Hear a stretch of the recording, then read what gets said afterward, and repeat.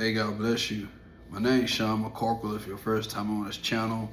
And today, you know what? I just want to share the word of God. I'm going to talk about encouragement.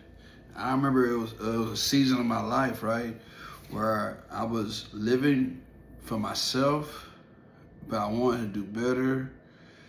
And I would listen to people I listen to people like Joel Osteen, and man, he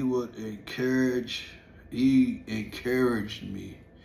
Every week he encouraged me, But after the fact, because I didn't have no discipline, since I didn't worship God and honor God, you know what? I lived a defeated Christian life until I got the words of encouragement. And really, we can be encouraged, but what are we going to do about the encouragement, right? That's what it's about. What are we going to do about the encouragement? Some obedience, some discipline should follow encouragement, and that's what I want to talk about today. Today's topic is called encouragement. Well, let me say it like this. Why encouragement isn't enough? Why encouragement isn't enough, and how discipline and self-control and walking by the Spirit lead to lasting victory. I remember with a friend, I was a habitual backslider, you know what I mean? And I had this friend, God just had this man just out of the blue, he just popped up and just started talking to me about Jesus. And I'm like, when someone started talking to me about Jesus after the fact of me knowing about Jesus, I might be lost. I might be drifting. I may be, in a backsliding condition where I need to repent, or where you need to repent if you find yourself in them shoes. Let's say he didn't know the right thing to do, and don't do it to him. It is sin, right? So let's dive into this a little bit. I'm looking at my notes. Encouragement is a gift, but it was never meant to replace discipline, right? Many people look for another sermon, another motivational message, another uplifting conversation, hoping it will change their lives. It can just get you on a high, it can lift you up, but you gotta have discipline to sustain you and keep you up. Right? Here it is right here. While encouragement strengthens the heart, it cannot do the work of discipline. It can't do the work of discipline and what it was designed to do. You see, a person can be inspired today and defeated tomorrow if they never develop the spiritual discipline of self-control and renewing the mind and walking in the Spirit. You will continue to live a defeated lifestyle. Okay? And not that us as a believer or me personally want that, right? See, God calls us to more than just emotional moments. He calls us to have a transformed life. Real growth happens when encouragement inspires us to obey. That's like conferences and stuff like that. If you're gonna go to a conference, you need to repent and follow the actions of whatever the Spirit is saying. You can get encouraged at church, but there's we'll say faith without works is dead. Right? So we want to follow through, with obedience to the instructions of the encouragement. Okay, here we go. As I was saying, real growth happens when encouragement inspires us to obey, and discipline helps us to remain faithful, after our emotions have faded. Victory comes not from just being inspired and feeling good, but it comes with consistency, choosing, obedience, consistently, even when we don't feel like it, right? So here it is right here. Let's dive in. Everyone needs encouragement. Everyone needs encouragement. And there are seasons when our hearts are weary, our minds are burdened, our emotions feel overwhelmed, right? And encouragement reminds us, what it reminds us? That there is hope, and that tomorrow can be better than today, and that we are not alone in our struggles, right? But here it is right here. Encouragement is never intended to become the substitute for discipline. You see, many people continue searching for another encouraging message because they never learned to govern their thoughts. I'm gonna say it again. They never learned to govern their thoughts. This is the pathway to it. To having victory from the encouragement, because encouragement is like bridging the gap from now to what could be given. We stay the path. We ride the course of instructions of the encouragement. We gotta learn to govern our thoughts, because sometimes in our thoughts, man, our thoughts could be on replay. It ain't gonna work. You tried this before. And you gotta bind the thoughts and cast them down, because the thoughts that you don't cast down be the thoughts that hold you captive. Okay, we gotta control our emotions. Like we can't let our emotions lead us, right? Or deny the desires of the flesh. We got an evil nature as well. Like we can be encouraged.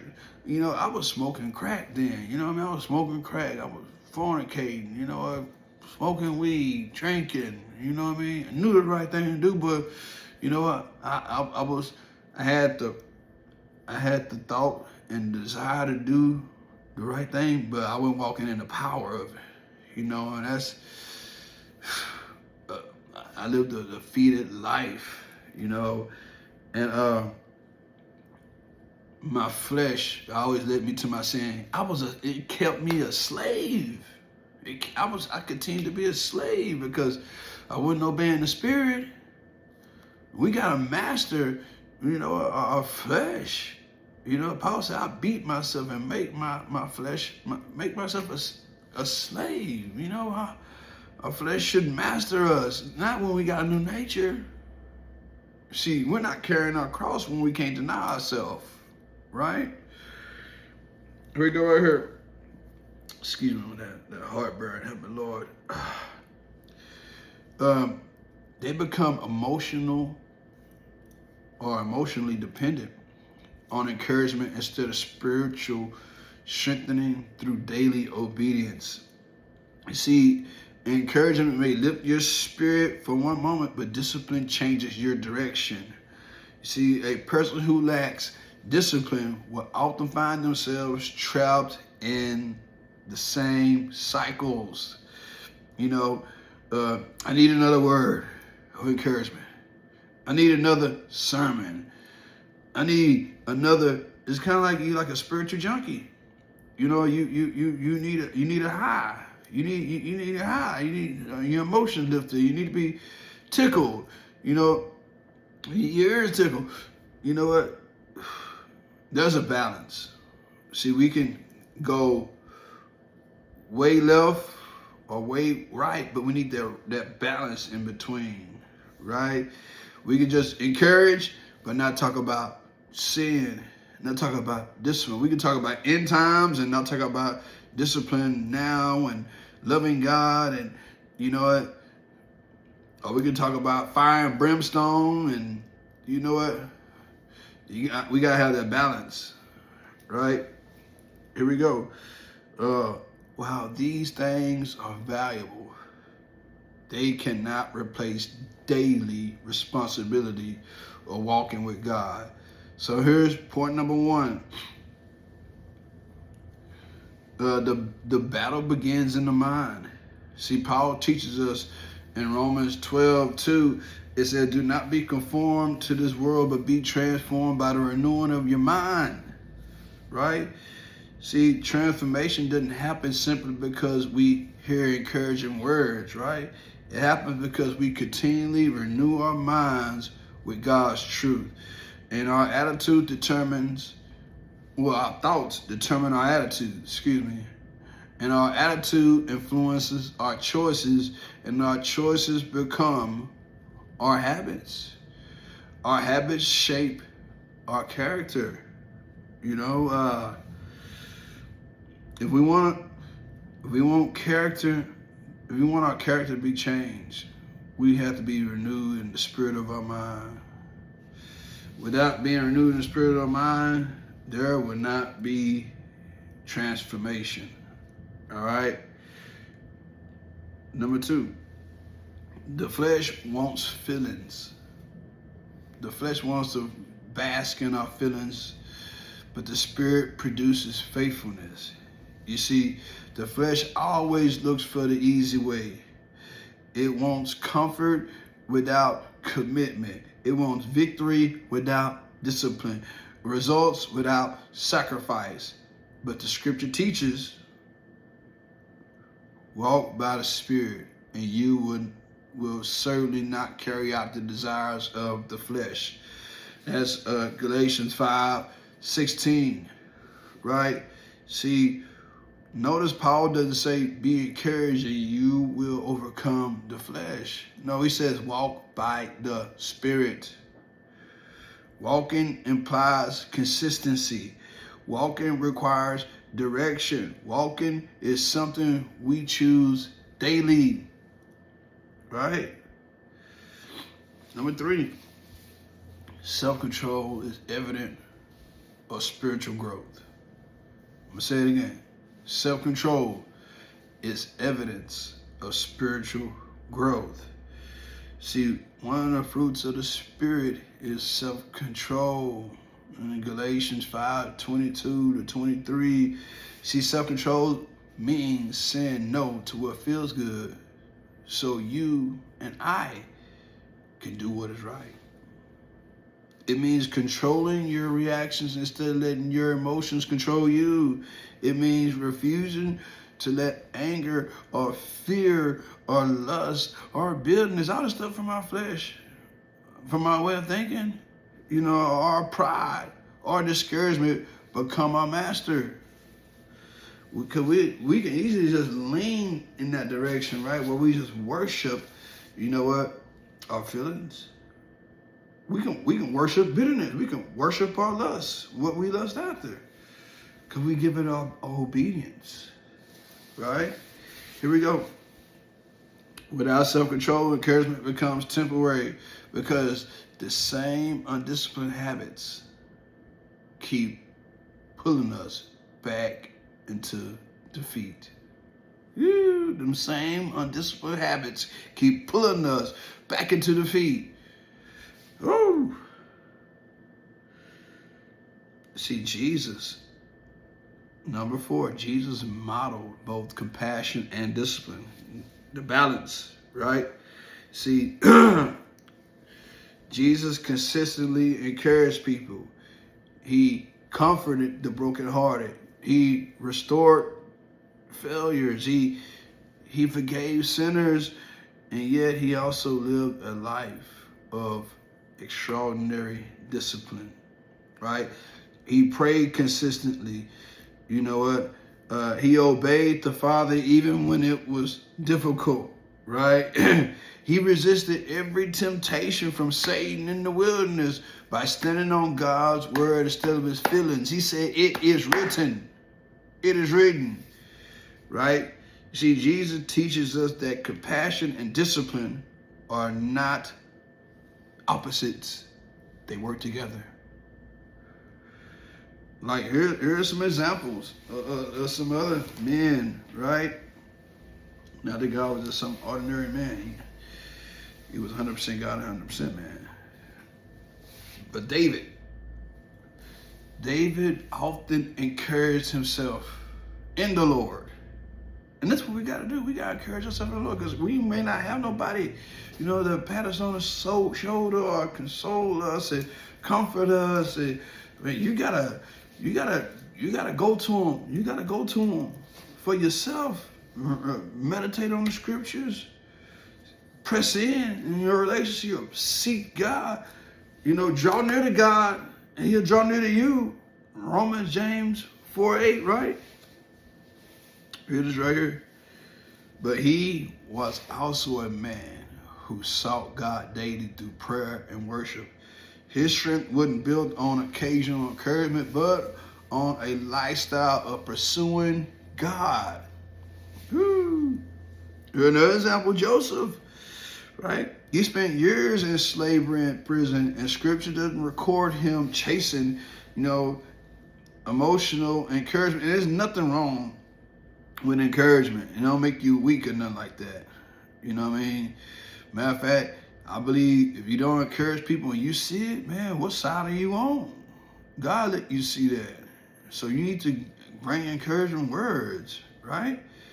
You need to lift somebody that's down up. Not with a lie, but with truth, with God's word, right? See, instead, he remained faithful.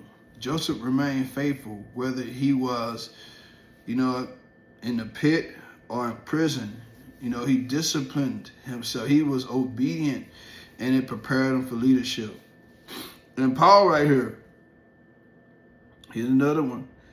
Paul experienced beatings, imprisonments, rejection, and hardships, yet he compared the Christian life to the discipline of an athlete. In 1 Corinthians 9:27, he says, I discipline my body and bring it under strict control. See, Paul understood that spiritual maturity requires intentional discipline. So, I'm going to end with this. Encouragement is the spark. Discipline keeps the fire burning. Encouragement gives hope. Discipline builds consistency. Encouragement reminds us of God's promises, but discipline positions us to walk in them. Encouragement helps us to stand back up, but discipline teaches us how to keep walking. See, when these two work together, believers become spiritually stable instead of emotionally unstable, right? If you find yourself consistently needing an encouraging word, don't condemn yourself, okay? Instead, ask God to help you build, spiritual habits that will sustain you when encouragement isn't immediately available, right? Spend time in prayer. Renew your mind in God's word and practice self-control and walk in the Spirit one step at a time. All right? So, encouragement will still bless your heart, but discipline will strengthen your life. Now, if this video bless you, I just want to encourage you, to like it, subscribe, and share. Have a good day.